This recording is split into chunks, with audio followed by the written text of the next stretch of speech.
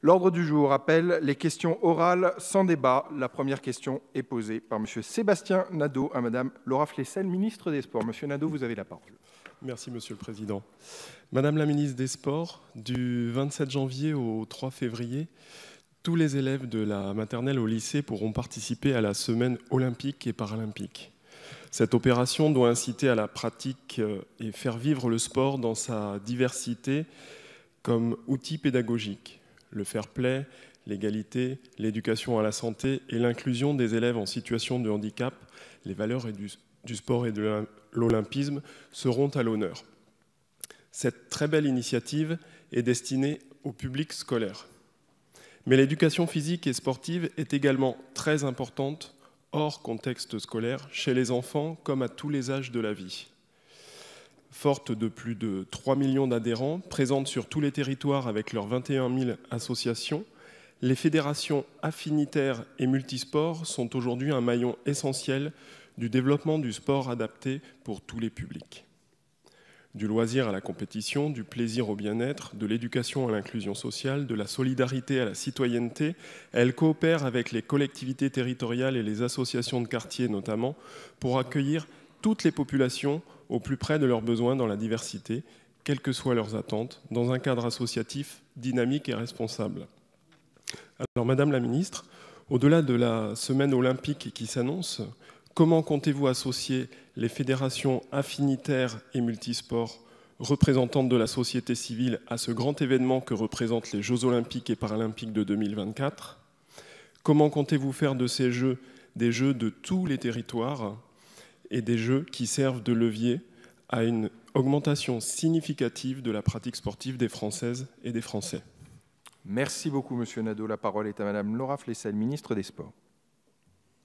Monsieur le Président, Monsieur le député Nadeau, ces Jeux sont une opportunité effectivement exceptionnelle pour les fédérations, pour nos clubs et pour le sport français de manière générale.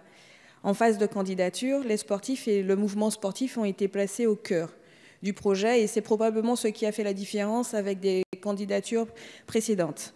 Cela doit continuer en phase d'organisation, j'y compte bien et j'en serai garante. Ce n'est d'ailleurs pas un hasard sur le mouvement sportif et majoritaire du CA du COJO qui a été officiellement créé il y a 4 jours. Les fédérations sportives, délégataires de services publics, qu'elles soient ou non olympiques et paralympiques, multisports, affinitaires, sont déterminantes au sein de notre modèle sportif français. En effet, elles constituent un échelon de proximité, celui du sport du quotidien, qui contribue à valoriser auprès de tous la dimension éducative, sociale et citoyenne de la pratique sportive.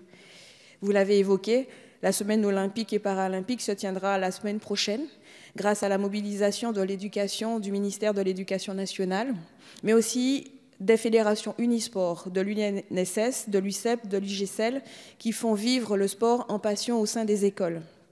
Plus largement, l'implication des fédérations unisport, multisport et affinitaires sera déterminante aux côtés de l'État et des collectivités territoriales pendant les 6 ans à venir pour mobiliser les Françaises et les Français autour de ce projet extraordinaire à travers de nombreux événements qui vont mettre tout notre pays en mouvement.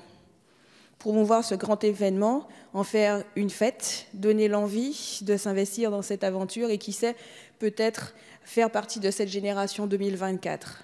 Si l'État et le mouvement sportif se sont impliqués dans cette candidature et seront pleinement mobilisés pour préparer ce grand événement, c'est parce que nous croyons en sa capacité à favoriser la pratique d'une activité physique et sportive pour davantage de Français, à ce qu'ils fassent des valeurs et des vertus de sport des éléments essentiels de notre vivre ensemble.